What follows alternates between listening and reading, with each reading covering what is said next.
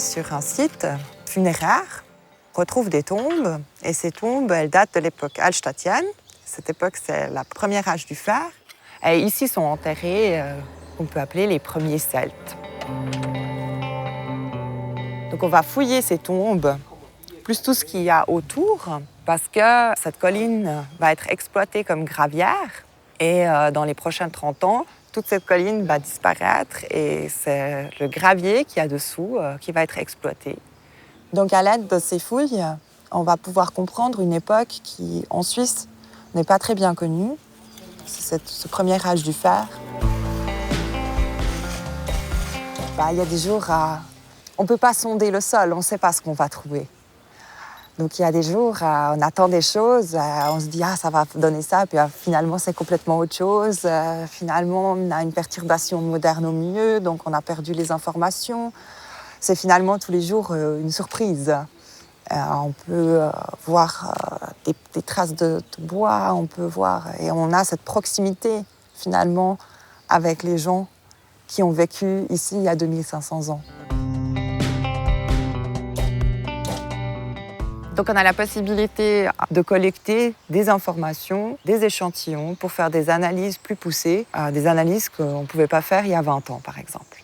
Also machen wir doch das, gib's mal bis da unten. So. Ja. Das transportieren wir jetzt so, das hebt jetzt gut, das behalten wir jetzt nicht dann groß etwas dran ändern. Donc l'archéologie cantonale intervient seulement pour sauver le patrimoine archéologique du canton au moment où il est en danger.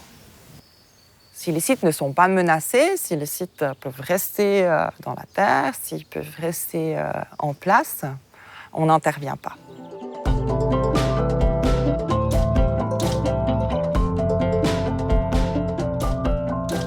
Wenn die Objekte nachher zu uns kommen, bevor wir überhaupt etwas machen, dokumentieren wir die genau. Das heisst, jedes Objekt wird gefotografiert und es kommt auch ein Eintrag in unserer Datenbank. Und erst wenn wir das Objekt untersucht haben und wissen, was ist es überhaupt, wie wichtig ist es, welche Schäden sehen wir, erst dann entscheiden wir uns dann, welche Methoden oder Verfahren das wir dann anwenden, um sie zu erhalten.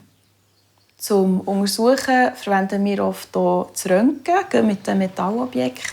Man sieht, ist überhaupt noch etwas da und ist es wert, das nachher weiter freizulegen. Und wir haben das Glück, eine eigene Röntgenanlage zu haben für das. Manchmal stossen wir dort aber an Grenzen, wie jetzt bei diesem Block, der einfach zu gross ist. Da ist unsere Röntgenanlage nicht stark genug, für das durchzuleuchten. Und dann gehen wir in der Regel extern Aufnahmen machen. Wir haben eine gute Zusammenarbeit mit dem Institut für Rechtsmedizin an der Universität Bern. Und dann hat man erst noch ein dreidimensionales Röntgenbild und kann nachher den Block auf alle Richtungen anschauen, untersuchen und sieht, was dort noch drin ist. Das ist jetzt so ein ganz ähnliches Objekt. Also so etwas würden wir vermuten in diesem Block. Wir haben hier die Beinknochen, Schien- und Wadenbein. Und wir haben je 2 Ringe rundherum aus Bronze, die noch in Position sind. Bei uns ist nicht so ausschlaggebend für unsere Arbeit, wie alt ein Fund ist, sondern das, was wirklich wichtig ist, ist das Material. Weil je nach Material sind ganz andere Abbauprozesse im Gang und dann braucht es andere Methoden, für die das Zwischenlagern und zu bearbeiten.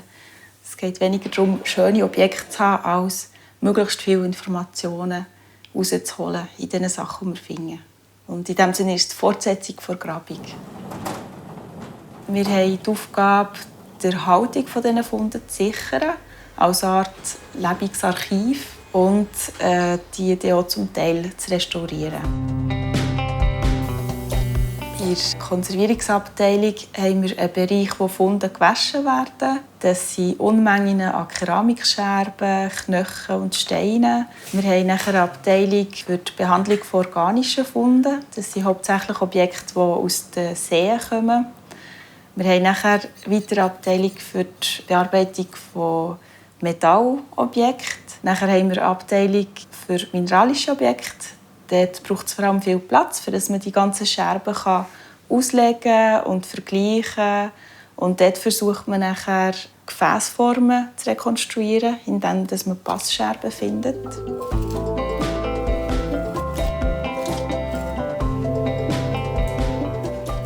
Je savais qu'il y aurait d'autres petits objets, mais aucune idée de la forme. Donc là, on a vraiment la forme exacte des autres objets. On a un anneau entier et 4 autres objets associés.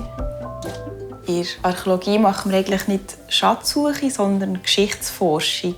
Und in Bezug zu den Objekten sind die Objekte eigentlich, was das Buch ist für einen Historiker, ist das Objekt für einen Archäologen. Dort dran kann man sehr viele Informationen herausholen und das ist nachher ein Puzzleteil für die alten Gesellschaften zu rekonstruieren.